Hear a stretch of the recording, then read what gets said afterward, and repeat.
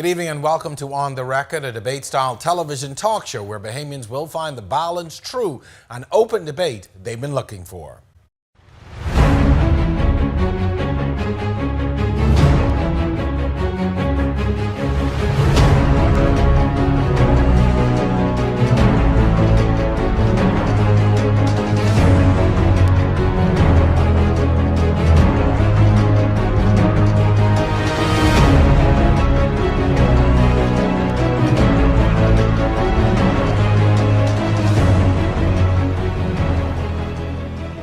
A healthcare system is the organization of people, institutions, and resources that deliver healthcare services to meet the health needs of a country's population. It's no secret that ours leaves much to be desired, but we have a new administration with a doctor as the health minister who has promised to make serious changes to ensure that the healthcare system is viable and satisfactory to the country's citizens. Tonight we have the Minister of Health, Dr. Dwayne Sands, as our guest. He's a cardiovascular surgeon. And we also have the Chief Medical Officer, Dr. Glenn Benaby. We're going to explore our country's healthcare system under the topic Bahamian Healthcare Systems, the Healing Review. Our discussion is going to take us through its sore points, high points, and of course, proposed improvements. It's all on the record. I'm your host, Jerome Sawyer. Our discussion begins on the other side of this break.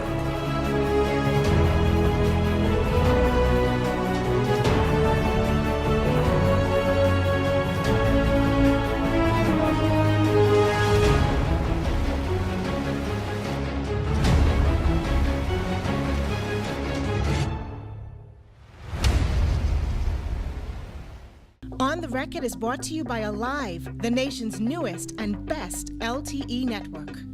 Good to be alive. Do you believe in light?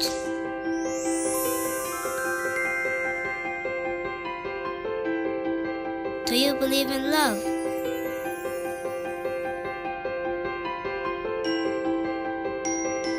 Do you believe in precious moments?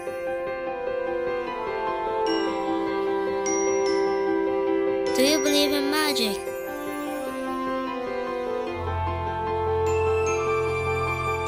Do you believe in tradition?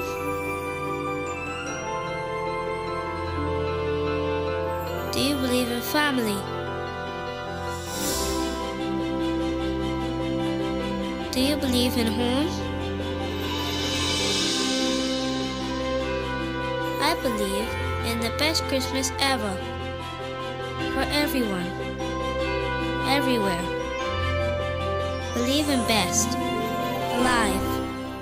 Is your loved one celebrating a birthday? Or maybe they're commemorating a special occasion and you don't know what to get them? Why not get them something custom made from Executive Printers? At Executive Printers, you can create personalized calendars, greeting cards, and even playing cards just for them. A one-of-a-kind gift. They can even do personalized cups, mugs, keychains, coasters, and notepads. So come in and place an order today. We are located on Jerome Avenue South, or log on to epbahamas.com for more info.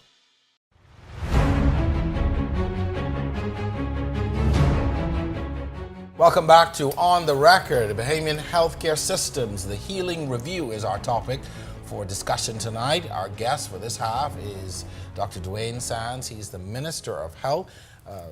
Dr. Sands, welcome to the show. I want to begin by talking about sort of the current state of healthcare as it stands, as you would have met it. You would have spent many years as a doctor, as a surgeon, working in the system. You continue to do that now, in some instances gratis, but the current state of our healthcare system, comparing it to others in the region and even nearby United States, because I always tell people it doesn't matter what happens in the region. Our yardstick and how we measure ourselves is usually to the north, but give us sort of, encapsulate that for us. I think we are fortunate that we have probably the best healthcare system in the English-speaking Caribbean. That said, it isn't good enough. And I believe that we have perpetuated a model that I call medical apartheid. Separate, definitely not equal. And so within a quarter mile or an eighth of a mile, and sometimes actually in the same hospital, You have a system for private medicine and a system for public medicine. Now, if this were a situation of a jumbo jet, whereby you have some people in first class, business class, and economy, but they all get there at the same time and they all have the same pilot, I would have no issue. The challenge is that for some of our people, the public medical system gives them a second tier of access to proper health services. And I think that as a country, we need to destroy that separation. Ground zero for healthcare in the Bahamas is accident and emergency at Princess Margaret Hospital. It's a place that does incredible things for many people. And the heroes that work in that environment should be saluted and appreciated by the people. But that said, accident and emergency, because of the limitations of physical plant, because of the limitations of equipment, because of the limitations of size and personnel, creates implicitly some degrading and humiliating feelings among our people. I've been in there on occasion, I can tell you. And so we are going to dismantle that situation. Before we get to where we're going, how did we allow this to happen? I know from my own experience, I remember when A&E was I think renovated the last time, and there was a big to do about how we expanded in size, etc., state-of-the-art equipment, and then it just seems like there is an explosion of people in A&E almost on a daily basis. How did we get to this place? You know, I don't know if you want me to be philosophic, but I think it's a matter of a view of self. It is our national self-esteem that this is good enough for most of us. And you're not satisfied with that, but if you could afford it, we can give you state-of-the-art, top-line healthcare. Now, this has been ingrained in us, so much so that we don't see it. I'm talking about Bahamians. We don't see it as a problem. We just walk in and accept it. Can't do no better. This is the best we can do. We're done spending all this money on healthcare, and we're not going to spend any more. Now, go ahead. It's not only a matter of spend, it's a matter of guaranteeing value, particularly for the people who don't have choice. Okay? And so in medicine, one of the absolute honors or privileges that you can have is to care for somebody regardless of their ability to pay. It doesn't matter whether they're wealthy. It doesn't matter if they're educated. It doesn't matter if they're Bahamian. It doesn't matter, what their ethnic or socioeconomic background is. And so in health, what we do, like justice, is we have to be blinded to these things. And I hear that, but the reality is, and people will back this up and say, depending on whether you have money or not. I mean, we started out this conversation, there is a difference in that. People tell me poor people can die in hospital. Well, the truth of the matter is that I called it medical apartheid. We have differences in access that we have allowed to develop, in large part because of the model that we have created. And this is despite the fact, and I'll say it again, that the healthcare system, the universal healthcare system that we have in the Bahamas, is the best in the Caribbean. And gets huge amounts of money each year in the budget. So there is obviously... But we waste a lot of money. Okay, which we will talk about. But the former managing director for the Public Hospitals Authority, Herbert Brown, upon his departure, left a list of issues within the public health care system.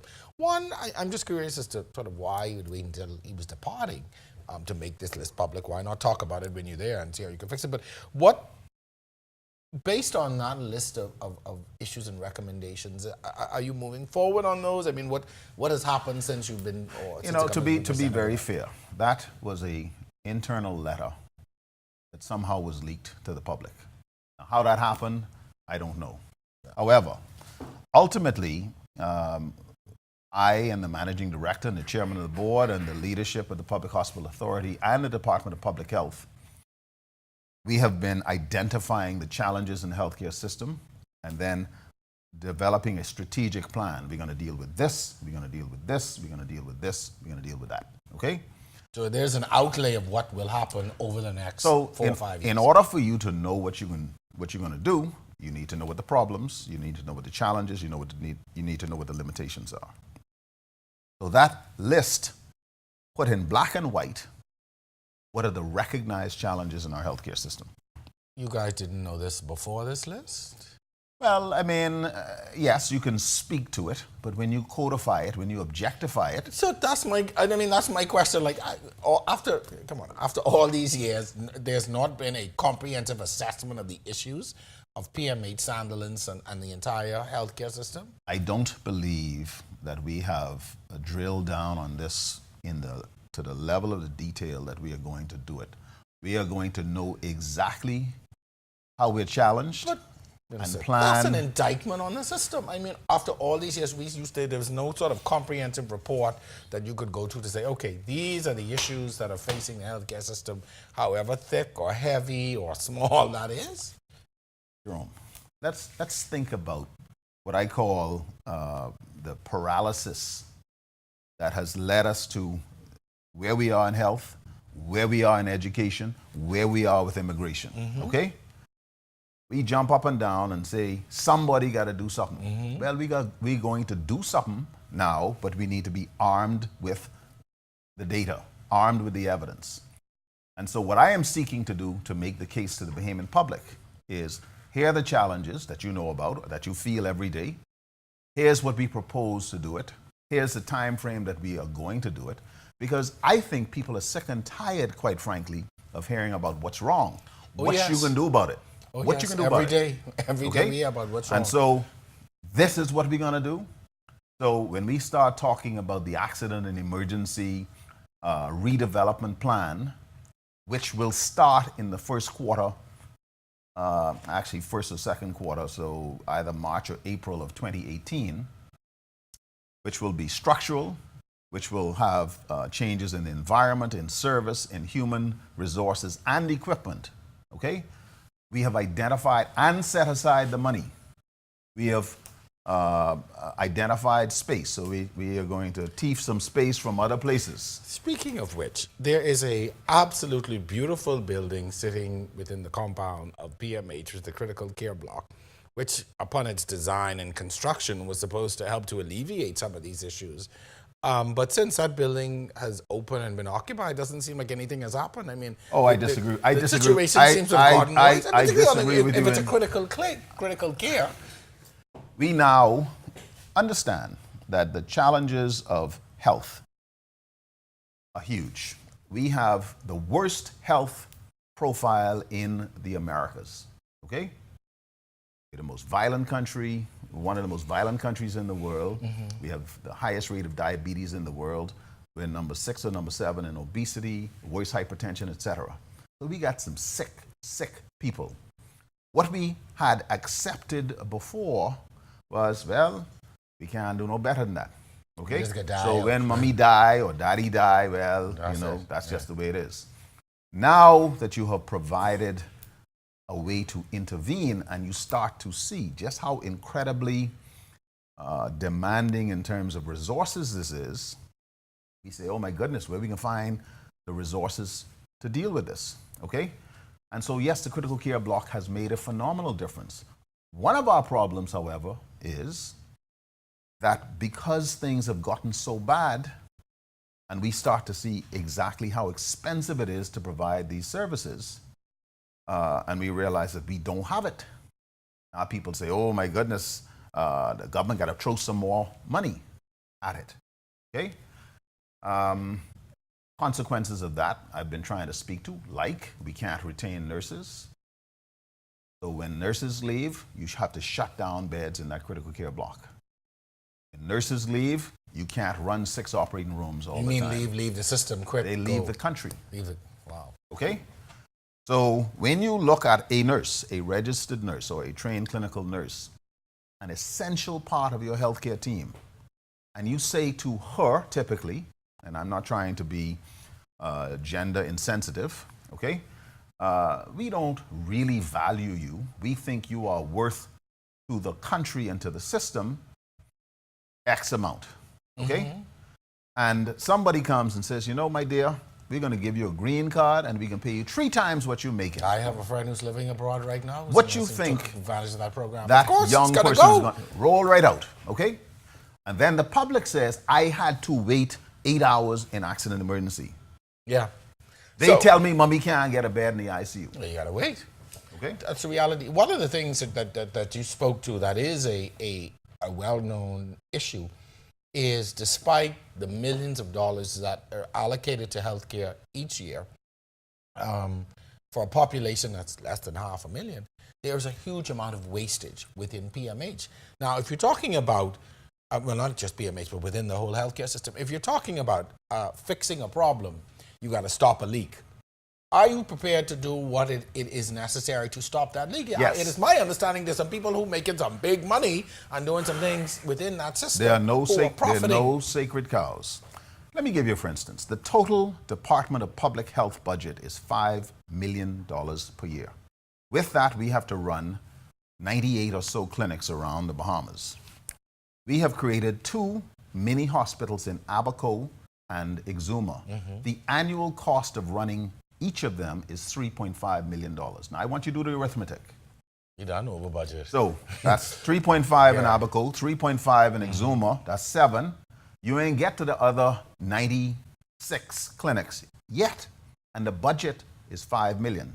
So you done over So budget. you're spending $400,000 on cleaning contracts here and X $100,000 on security contract there, okay? And you ask, are we getting value for the Bahamian public? Yes or no? Well, DeSantis, I can tell you no. When we now start saying that we are going to build one of these clinics in Cat Island, the same size as in Abaco, at a cost of $18 or $20 million, and that clinic will see 10 or 12 people a day, you got to ask whether that make any sense at all. Does it But the make people any in sense Cat at all? Island deserve the same level of health care, eh? Fine, but do they deserve to have this big edifice that will never, ever be used to maximum capacity or even efficient capacity? So some really hard decisions are going to have to be made. And those decisions are not political. Those are decisions that ought to be evidence-based, okay? Now, some will accuse me of making political decisions, okay?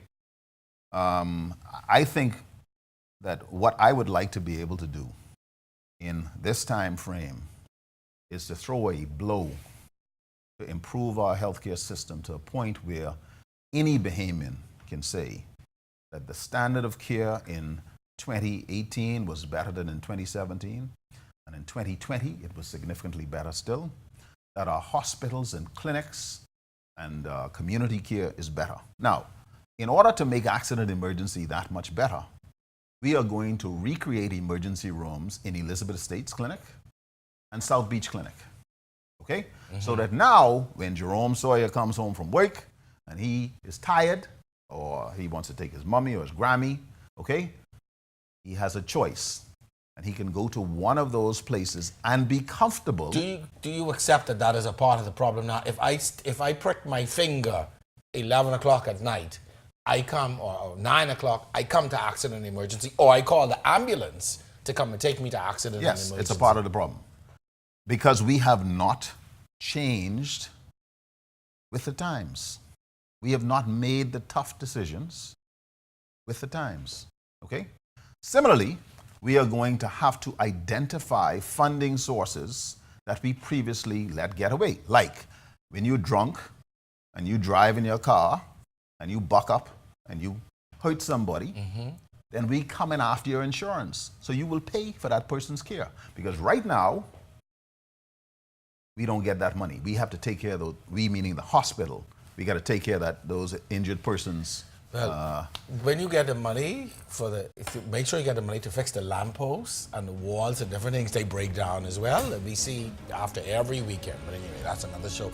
So we're at the point of our break in the show. We're going to come right back. A lot more to talk about. Stay with us. On the Record continues right after this.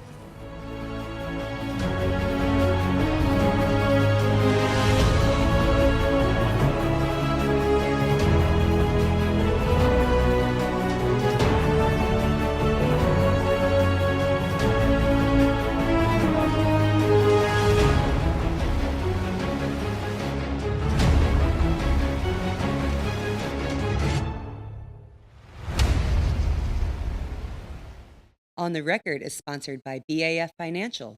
BAF for life. I'm free to live my life, yeah. Free to be me, yeah. The way I want to be. Doing the things that I want to do. Yes, I'm living my life. Hey! BAF for life. Yes, I'm living my life. Hey! BAF for life. For life. BAF has got you covered. Get in the game with NFL Sunday Ticket from Rev TV.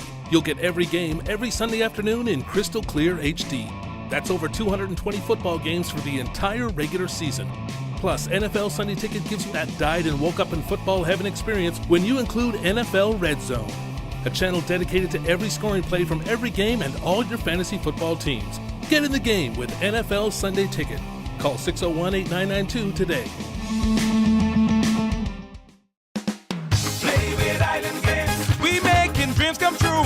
Play with Island Games. We paying more out to you. Don't mind the noise in the market. You getting cash in your pocket. 'Cause Island Games is spicy and spicy is tradition. So when you play, we putting Bahamians first. Guaranteed to pay. Island Games. We like them other jokers. We've been here from the start. From the bike to computer.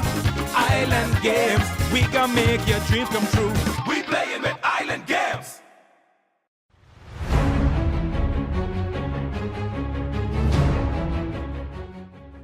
Welcome back to more On the Record. Tonight we are discussing Bahamian healthcare systems, the Healing Review. My guest, Dr. Dwayne Sands, the Minister of Health.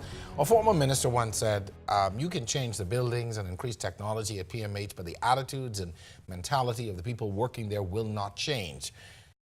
Despite what we invest in equipment and technology, a large part of the disdain and a lot of the complaints you get coming out of the healthcare system will have to do with the treatment that people receive from nurses, doctors, other healthcare providers. How do you, or can you, do anything to improve that or fix that? First of all, I don't agree with that assessment. I think that we are not minded as a people to understand the complexity of what goes into the attitude or the interaction that you see, okay? So when I, as a healthcare provider, have been cussed out for the last 2 weeks straight, okay? Or when, as a young woman on a particular ward, I get groped by the patients who feel it is their right to do so because they're young males incarcerated because they have broken bones, intraction, whatever. Or when family members decide that they're not happy with what happened, so I'm going to cuss out or try to assault a staff member, that ought not have any consequence in terms of how... We should be able to do what we want to do and get away with it. Precisely. So you can't have it both ways. Okay? I have seen signs in the hospital that say, if you assault or verbally attack, you will be asked to leave. But the people really perpetuate that. I mean, I've seen instances where people come to the hospital and carry on ridiculously. So one of the worst things that's happened at Princess Margaret Hospital was the shooting death of Nurse Joan Lunn. And that is obviously not something that you could imagine that would happen in a hospital. But we have persons who will bring their vibe or their wibe into the emergency room so that people start scrambling for cover. Okay? The Bahamas is a very different place now, and conflict resolution is not one of the stronger skill sets that we have. And so while I get it that we can do better, I think we have to be balanced in our assessment. Certainly, it's about leadership. It's about creating an environment that does not tolerate unacceptable poor service to our public. And recognizing that this is a challenge serving Bahamians in every single agency across the country. It's not just the hospital. But do you accept, sir, that there are some people within that system who need to go? Yes. I have been the victim of some of the attitudes and behavior of people within, particularly within PMAs, and unwarranted. Yeah, and I think, when we look at it, again, for many different reasons, we have not gotten rid of the bad apples who spoil the public's perception of the lot. Okay? And I think one of the things that I have to do as minister now is to set a different direction that says, if you don't perform, then we're going to find a way to either get you to perform, or we give you an opportunity to either go elsewhere or leave. Okay? And that means doctors, that means nurses, that means porters, that means housekeepers, anybody who has to interact with the public. Because fundamentally, we have to get to a point where service is improved. And service in many different ways. Service can mean just simply talking to families about loved ones, explaining to a patient what's wrong with your child, why are you having this operation, why did your CAT scan get postponed, why did your surgery get postponed. And we have unfortunately taken a position, suck my teeth, man, I ain't make the decision. I didn't come here till 3 o'clock. I ain't got nothing to do with it. I know what's going on. I just read. So, in addition to that, though, you would have spoken to earlier the situation, using a nurse as an example, who would have gotten an opportunity to go off. But when you look at young people who are looking at a career in medicine, whether it be a nurse or a medical doctor, a specialist, you invest years, you invest large amounts of money. I don't have to tell you this. And then you come back and you have to work within a system that does not give you the kind of pay and remuneration that colleagues elsewhere in the world are getting, but also a system that may not even be as welcoming and accepting, and you're already working under adverse conditions. How are you going to fix that? Because if I spend all these years and all this money to work in this field, I don't think I want to come and put up with the level of chaos and madness that exists right now. So who's going to fix it? One of my mentors in surgery from Detroit, Dr. Charles Lucas, would say to me quite often, he say, you are defined by the community that you're privileged to serve. And so Dwayne Sands is defined by this community, this little pond called the Bahamas, and the people whose lives he impacts on a daily basis. The Americans aren't going to make our healthcare system better. The British aren't going to make our healthcare system better. We have to make our healthcare system better, and we have to define what standards we want to maintain or uphold, and we have to doggedly work on getting it better. Same applies to education, same applies to everything about this country. To steal from the Americans, they talk about working to build a more perfect union. A tiny, young country like the Bahamas that has huge problems, the only way that we're going to get this right is if Jerome Sawyer, Dwayne Sands, every day gets up, brushes himself off, recognizes that he is going to get darts or bullets sent at him every day, but is going to work doggedly to get this country better, okay? Because this is the only country that we have. Does that include improving the pay? Boy, you're trying to get me into this discussion, but it is a real discussion, and I think one of the things that we have to do is to jump into these vexatious issues and try and dissect them without all of the vitriol and the cussing and screaming, okay? Because soundbite development isn't development at all. Because what you end up doing is you stop progress, okay? Yes, I can score some brownie points politically, but then I say, boy, you know, we just set this thing back 5 years. We do it in immigration. We do it with education. We do it in so many different areas because we appeal to the base sentiments, okay?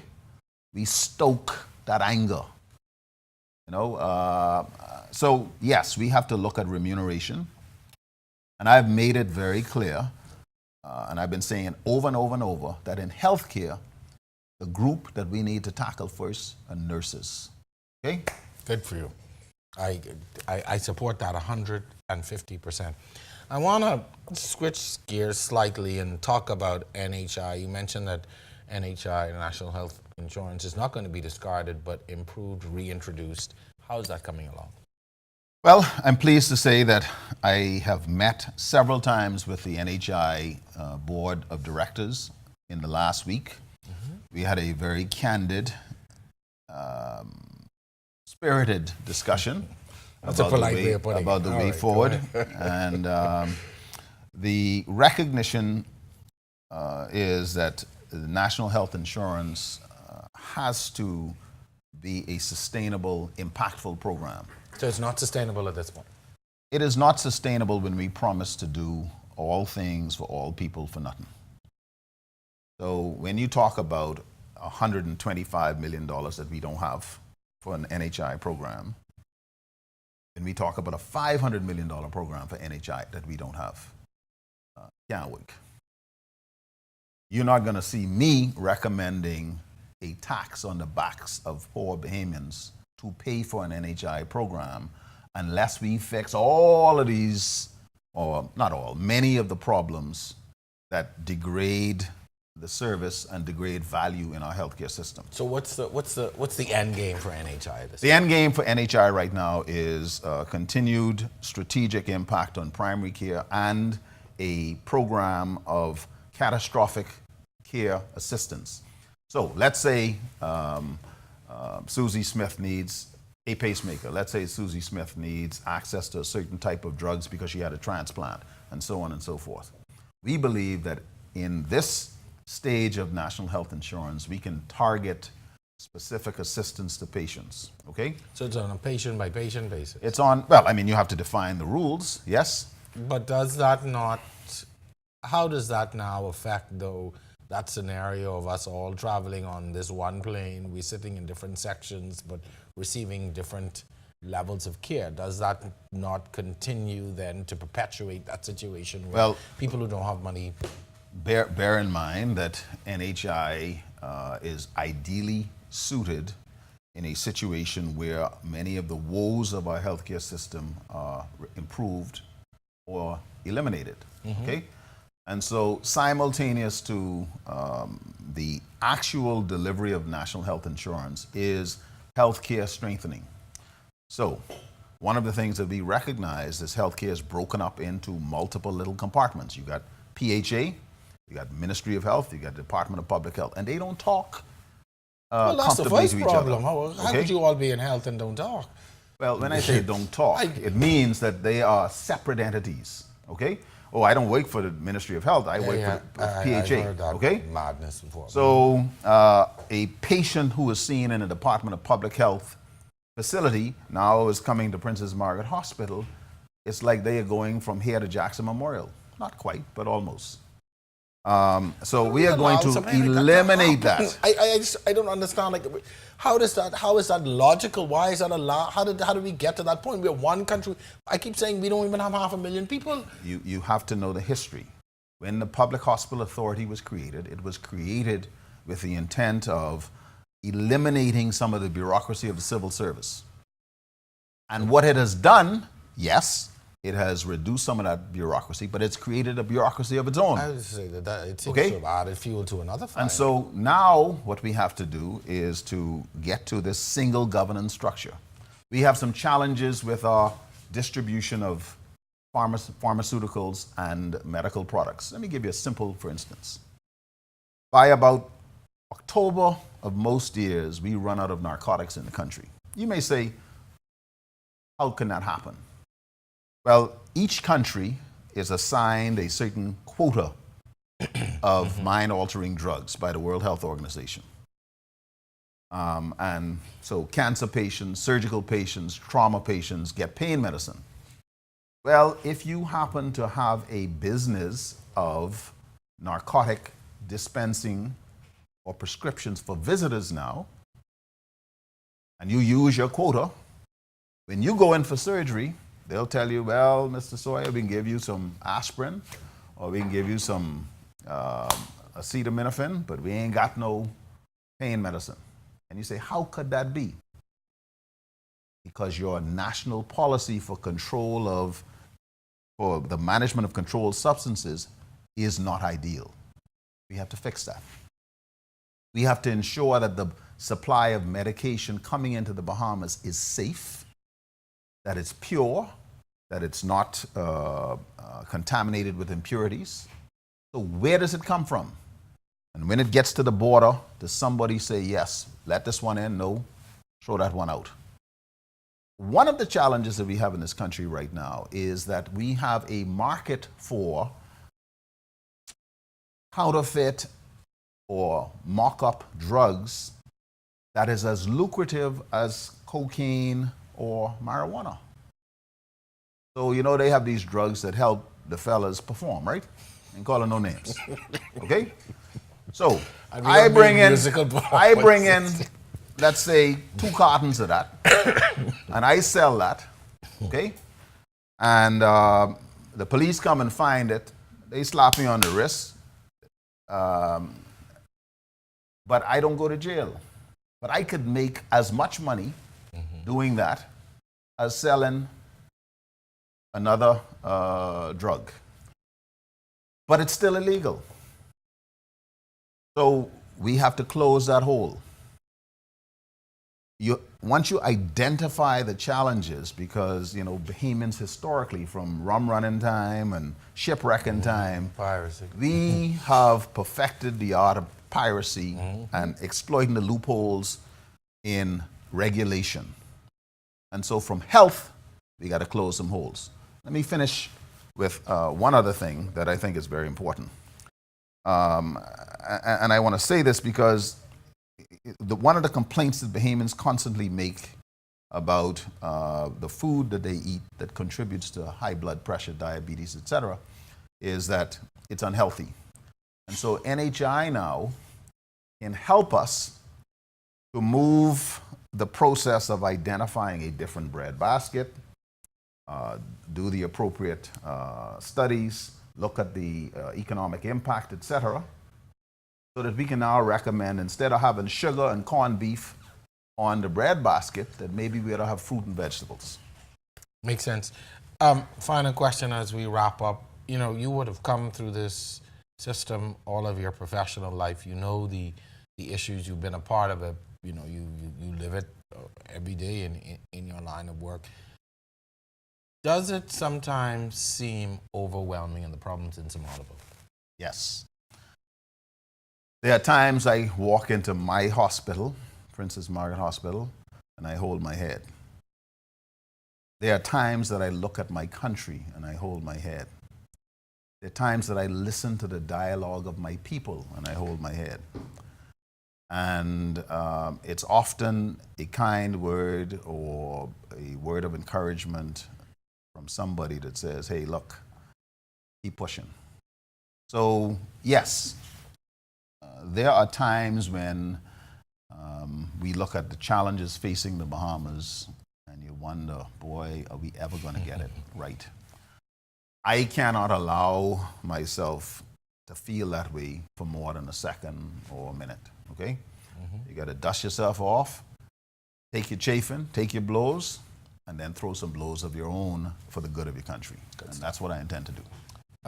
Dr. Sands, thank you very much for coming on and sitting with us and talking. I can't begin to imagine what your job must be like on a daily basis, but you, in your professional career, our man is known to have performed some miracles and brought some people back from the brink of death. So hopefully, in your time in this particular dispensation, you can bring our healthcare system back from the brink of disaster, because certainly our country is depending on it. And thank you for coming. Good luck. All the best. And I'm sure we'll have an opportunity to talk again. We'll be keeping a close eye on some of the progress. I personally will be looking forward to the changes that you and government has on deck for PMH and certainly for the entire healthcare system. Again, thanks for coming. Thank you very much. So we're at the halfway mark in our show tonight. We've been discussing the Bahamian healthcare systems, the Healing Review. Dr. Dwayne Sands, thank you again for joining us. We look forward to the changes in the healthcare system. In the second portion of our show, we're going to sit with the Chief Medical Officer of the healthcare system. Stay with us. More on the record on the other side of this break.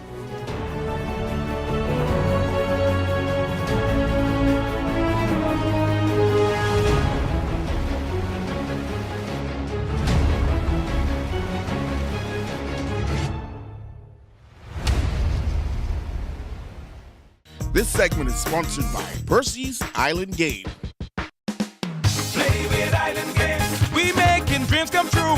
Play with Island Games. We paying more out to you. Don't mind the noise in the market. You getting cash in your pocket. 'Cause Island Games is spicy and spicy is tradition. So when you play Island Games, we putting Bahamians first. Guaranteed to pay. Island Games. We like them other jokers. We've been here from the start. From the bike to computer. Island Games, we can make your dreams come true. We playing with Island Games. Yep. I got you. I really appreciate you helping us out. No problem, buddy. Yeah, but thanks for helping us more.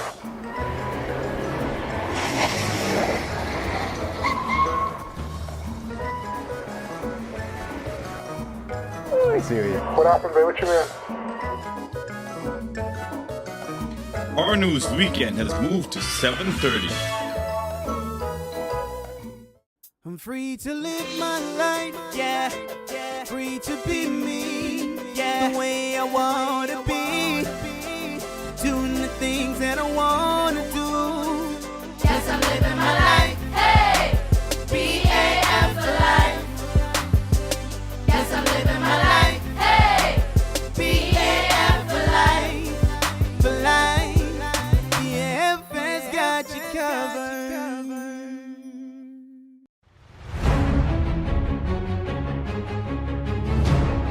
Welcome to the second half of tonight's show. Our topic is Bahamian healthcare systems, the Healing Review. I'm happy to have Dr. Glenn Benaby. He's the Chief Medical Officer of our Public Health Authority.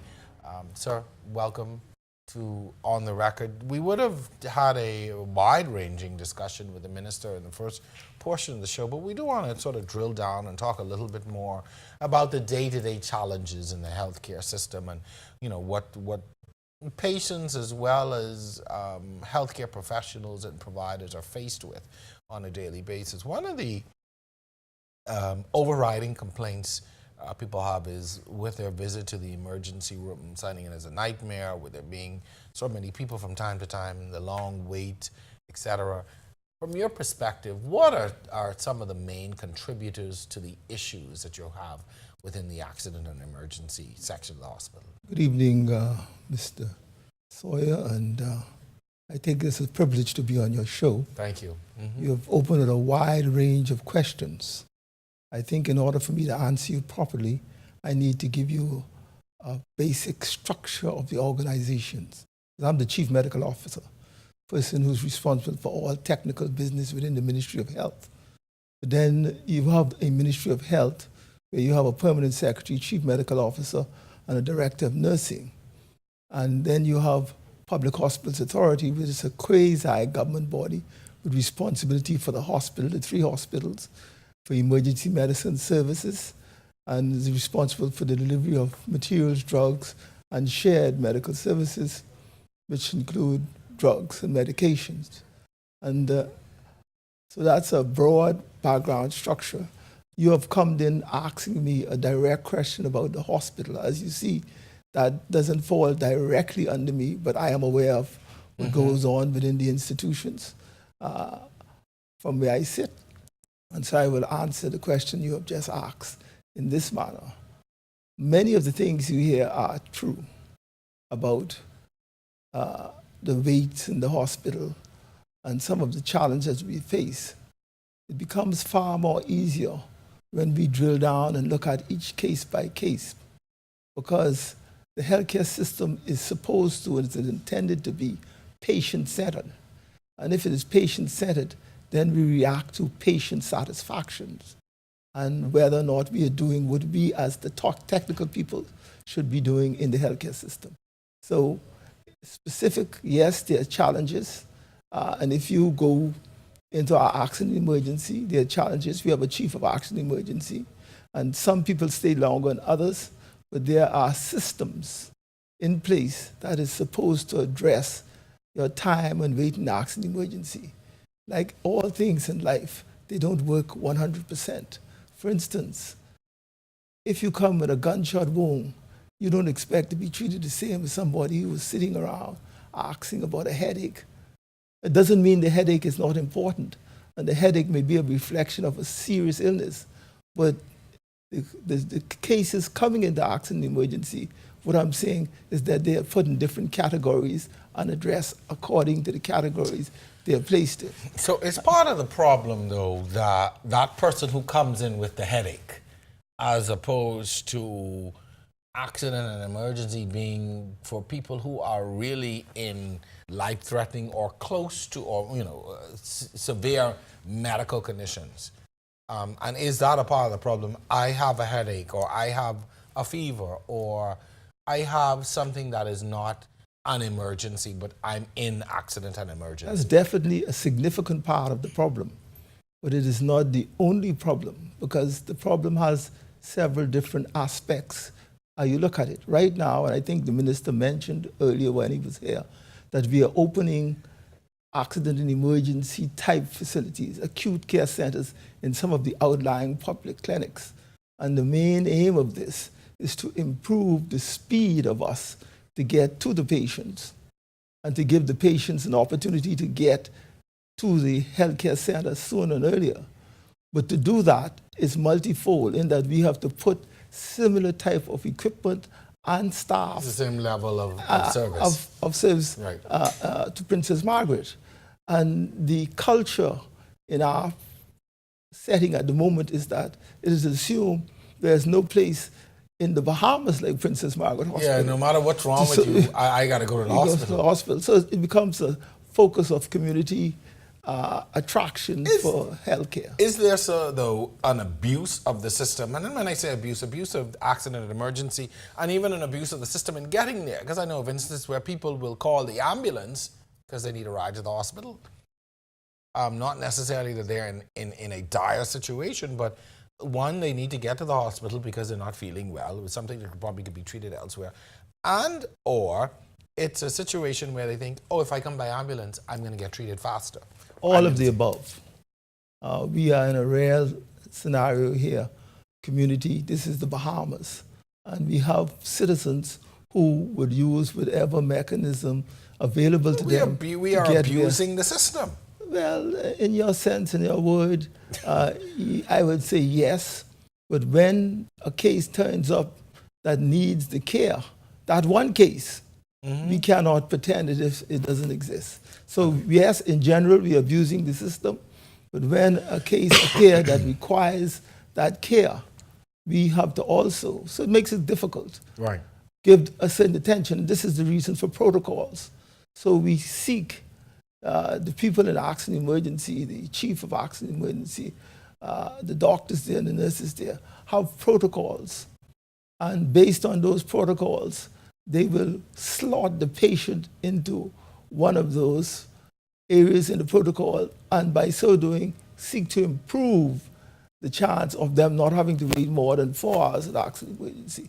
If you wait 2 hours in accident emergency, you are, best in the world. That's a miracle. You're the best in the world. 2 hours. But most accident emergency anywhere in the world wait 4 or 6 hours. Yeah, there is a wait time. Mm. What do you think needs to be done? Because this sounds to me like a education or lack of education to the public in terms of the use of the hospital, the use of the clinics, or use of other facilities. I mean, is there a program, or are you considering some kind of public education program to sensitize people that it is not okay for you to show up to accident and emergency when you have a minor illness or something that can be treated elsewhere? You've hit the nail right on the head. The project that the minister mentioned earlier has components in it of the kind of which you speak, because we will be taking a comprehensive approach to improving the emergency care service. This means that we will have education of the public, public service announcements, so people can understand what accident emergency is and how it can best be used. But it also means for us too that we must train our internal customers. We must deal with our doctors and our nurses to make them more alert of how to deal with patients when they come in. That is a challenge. You know, the reality of these things lie not so much with your knowledge, but your ability to implement the knowledge in the correct way.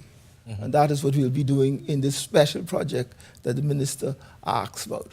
What I am confident of, and I say this from time to time, and many people approach me when I make this, I have every confidence in our professionals. I've proven it over the years. I've been around a long time. What we are challenged with is a work culture in which we express our skills and our expertise optimally. And that is what we must work on. You know, people will criticize the facilities at PMH from time to time, but you know, I have friends who work within the healthcare facility who tell me if and when you find yourself in a real emergency, you would want to find yourself at PMH. We know that. You know that. I just wanted to put it out there. I remember once. You can't beat without praising sometimes. Well, one of our commissioner of police, I wouldn't call his name now, made a statement which I found very profound. He said the murder rate in this country would have been double if it was not for the skills and proficiency of the staff at the accident emergency at Princess Margaret Hospital. Now, and that is very true indeed. It is true, and I'm happy you brought that up, and I do want to take a minute to commend the professionals within that system who every day go above and beyond. I do want to put it out there, and that's important. I think the public needs to recognize that. But back to a point where we were talking about sort of the abuse. Yes. And in life when you abuse things, there has to be, you need to be held accountable. Yes. I think, and I'm curious as to, is there some consideration being given or some kind of penalty for those people who abuse the system? There are people who come there who necessarily are not in need of an emergency, or you have instances where people will dump relatives within the system and leave them there. That is a very sensitive area. Who live within the hospital system. I want to talk a little bit about that second matter, but before I do so, let me speak to just the abuse of the system. Or even within that, two people who I need to go see the doctor, so I call the ambulance. Health is unique. And what makes health so unique is that you cannot determine fully whether a person is well or unwell until you give them a comprehensive workover, so to speak, or testing. So that's time, money, resources invested. So you're in no position to look me in the face or I in your face and say you're sick. Yeah, okay. So let's get that right. Okay. And going along with health, there's the moral and ethical part of it. So if I come to you and say you're not sick and you are, me as a professional, I'm in plenty of trouble to justify that. So having said that, now we must create a system of incentives and disincentives in that kind of system background. Incentive, the best thing we could do is that if you come and we put our first litmus test on you and you're not right, is move you through the system, move you away. You're not emergency, you go in the group of people who are not emergency, or you go in the group of people who goes back to a clinic and we get rid of you quickly. If you're deserving, we get you in the right category, we set you up for the examinations to go further. to do the testing, because every second in health when you're sick counts, especially if it's emergency care. So you don't have time to play around. You must do what you're doing, do it well, do it quickly, interpret what you get, and report on it correctly. And as you increase your speed, you increase your chances of not doing it right. I'm just giving you. I got you. Understand. I want us to get to the second portion of that, but we've got to take a break. I know you're in the middle of that point, so hold that point. I do want to get back to that. We are going to be right back with more On the Record right after this.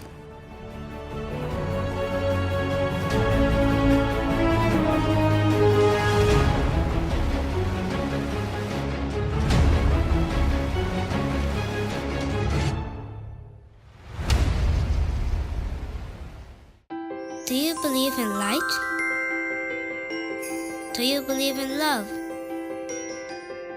Do you believe in precious moments? Do you believe in magic? Do you believe in tradition?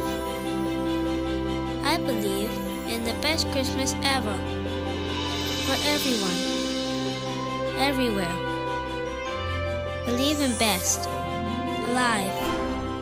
Since our first episode, On the Record has had a profound effect on audiences, each week we push the boundaries of political debate, exploring the challenges of governance, the excitement of opposition politics, all against the backdrop of a majority young and oftentimes impatient electorate. You are the expert here, yet you've done nothing. You appear to have no plan. And from the time man has been on this world, men have been making mistakes. God realized that's why he make hell. Well, wait a minute, sir. This is a benefit of being an independent juror. I don't have to sit there and squabble about who did what over the past 40, however many years. We touch on the controversial, contentious, and current. Our goal, to leave audiences more informed to make better decisions. Be sure and join us each Thursday at 8 p.m., cable channel 212. I'm your host, Jerome Sawyer. We hope to see you then.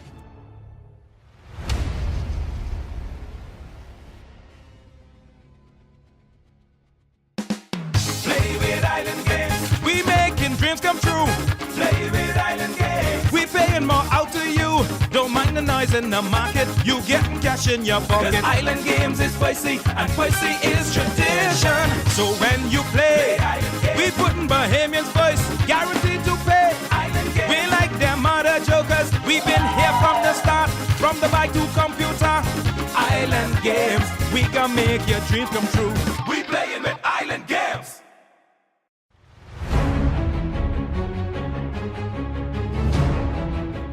Welcome back. This is our final segment of this episode. Our topic tonight is Bahamian healthcare systems, the healing review. Our guest, Dr. Glenn Benaby. He's the Chief Medical Officer. Sir, as we went into the break, we were really talking about some of the abuses on the healthcare system. One of the concerns I know that a lot of people within the healthcare profession, particularly within PMH and other facilities, have is this issue where people will come and bring a relative, whether it's an elderly relative, a child, somebody who is ill, and they are abandoned within that system and left to become almost a ward of the state or residents of the hospital or of the healthcare That facility. is true, but let me give you a background before I answer that question, so you can have a better appreciation of health. Health is not a singular aspect of life.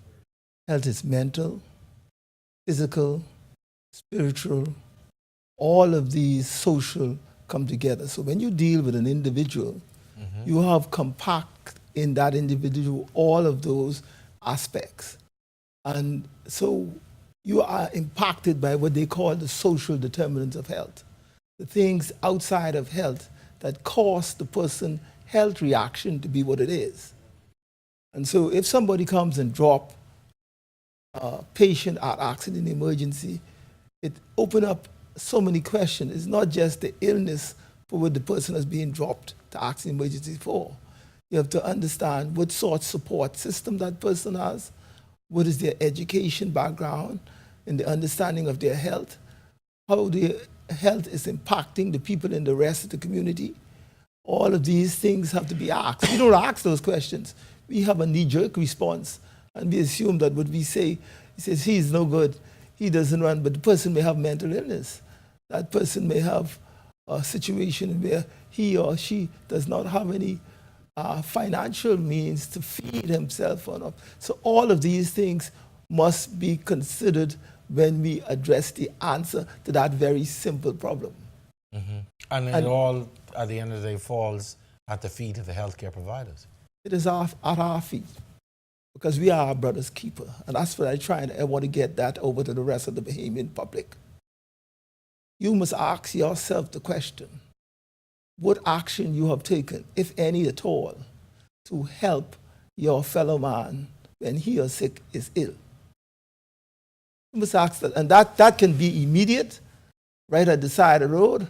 That can be by supporting some NGO, but at the end of the day, we have a beautiful country.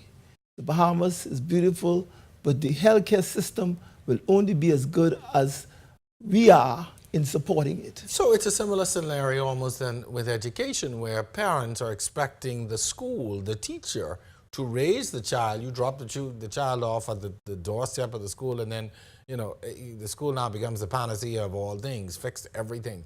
So are we now also doing the same thing with the healthcare system, where the doctors, the nurses, the ambulance drivers, the orderlies, they now have to become everything? You know, we expect the healthcare system to fix every problem.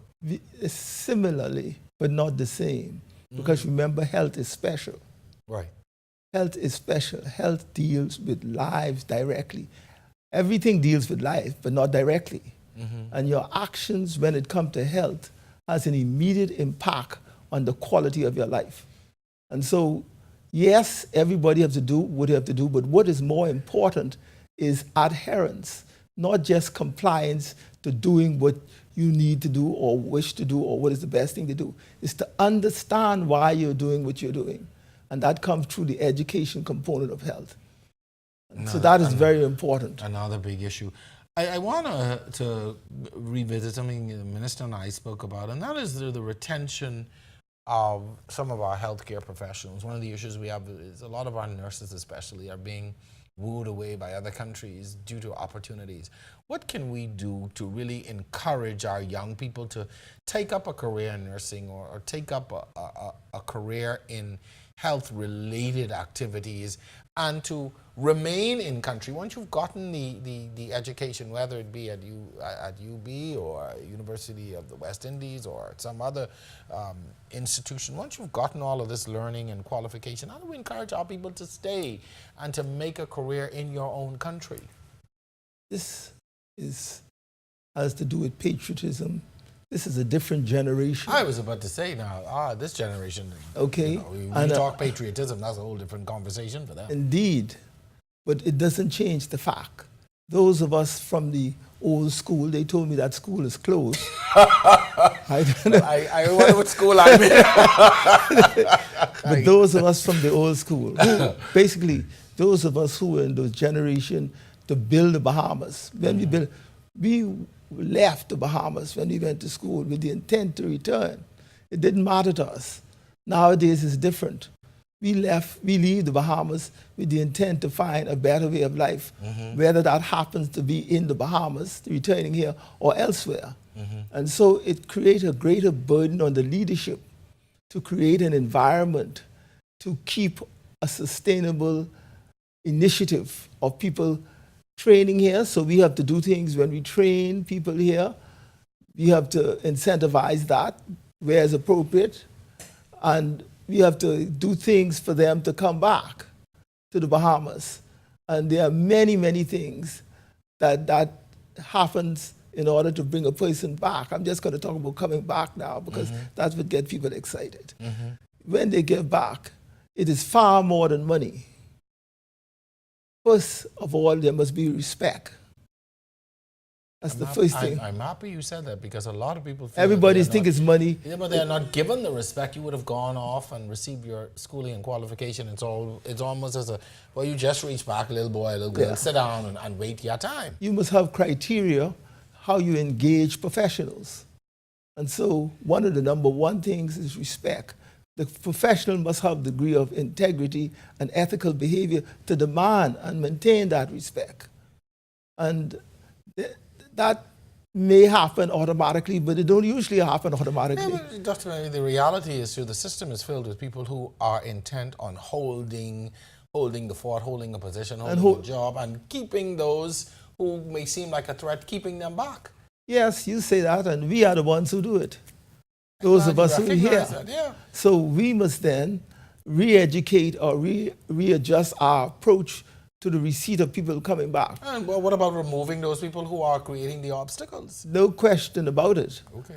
You can't go forward if you have an obstacle. Yes, sir. But there are ways that ought to be done. You must develop processes to move people. You must have succession planning. You must, when you're sending a person away, I'm sending a doctor away or two to train for certain positions. I expect for them to return in 5 to 6 years. And when they appear on the doorstep, I behave as though Santa Claus have come and at the wrong time of the year. You can't do that. You must have the incorporation. I'll tell you one of the areas something like this is inhibited, and people have to understand this. We should include those persons in the development career paths when they are not in the Bahamas. They don't do that. Why they don't? And I must say we, because I am a part of the system. And I take full responsibility for my part of the system. Because I fight the system with the positive things I can to try to get them change for the betterment of the persons and for the betterment of the Commonwealth of the Bahamas. That's my duty, my responsibility. The only one thing take precedent over that is the public safety of the people and citizens of this sovereign country. So what we need to do is when we have somebody who's training to do surgery in wherever, Jamaica, Canada, or UK, that person should be in a list as a part of our system if we plan for them to come back to the Bahamas. And there should be elective periods during that time when they actually come to the Bahamas. So we know they have passed the exams where they are, and they will be, after this particular section of the exam, the next 3 months, we'll have them in the Bahamas, and they'll work for us for a while, they'll go back. This sort of continuity brings an adaptation and brings people into integration with camaraderie and people they expect. So when the doctor walks through the door 6 years after we have sent him to be a neurosurgeon, it is not the first time he's walking in the door, having left here 6 years ago and expected to do an operation the next week. And as the good book says, prepare either way. But if we had communicated properly that particular doctor, he would be assimilated into our system. And he will know what to expect. He will know what's happening. Now, that's not easy to do. No. Better easily said than done. But the question I ask you, do we want it to do it? Well, there's always the question, is there a will to do? Exactly. We could sit here and discuss all night, but if there's not the will for these things to happen. And I am convinced that if we make some of these innovative, creative changes in the way we approach some of our problems, these challenges will remain challenges that are surmountable as opposed to challenges that stand as mountains in our way and need not be there. Dr. Menabe, thank you so much for stopping by and talking to us tonight. This is obviously a topic that requires a lot more introspection and a lot more detail, but we do appreciate yourself and the minister earlier coming by and helping to give us some insight, because I think a lot of times we criticize without taking responsibility. And I think one of the things that has resonated here tonight is that the public has a responsibility to be a part of this process as well. You just can't show up, but you have to do some things as well to ensure that the system works, and works for all of us and not just and take responsibility Agreed. For that part of the system that falls within your Agreed. ambit. And going forward, in the new year, I'm going to put everyone on notice, and we're going to take a look even at how we begin to take responsibility for our own health, because I think we show up when we're in a crisis, as opposed to taking steps, early on or early enough in our lives to do some things to prevent these catastrophic illnesses. If you allow me, I'll make a statement about the minister. Go ahead. I think the minister is very energetic at this time. He has come, having been a product of the system, knows it well. Very positive to make some changes. He has said that by the beginning of next year, he would like to see some changes. I am confident from where I sit that those changes will come.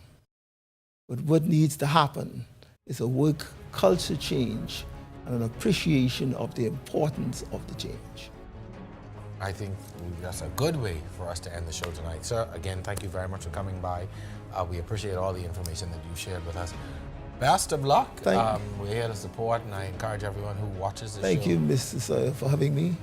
Most definitely. I'm going to be next time asking you what has Jerome Sawyer done. What have you done? The words are my favorite. So what have you done lately? What have you done for me lately? To help improve the healthcare system in the Commonwealth. Good point. Thank you very much, sir. We hope that you have enjoyed our show tonight. Special thanks to Dr. Dwayne Sands, the Minister of Health, Dr. Glenn Benaby, my producer, technical staff, and of course you, the audience, for watching us each week. Join us for more On the Record next week. Same time, same place.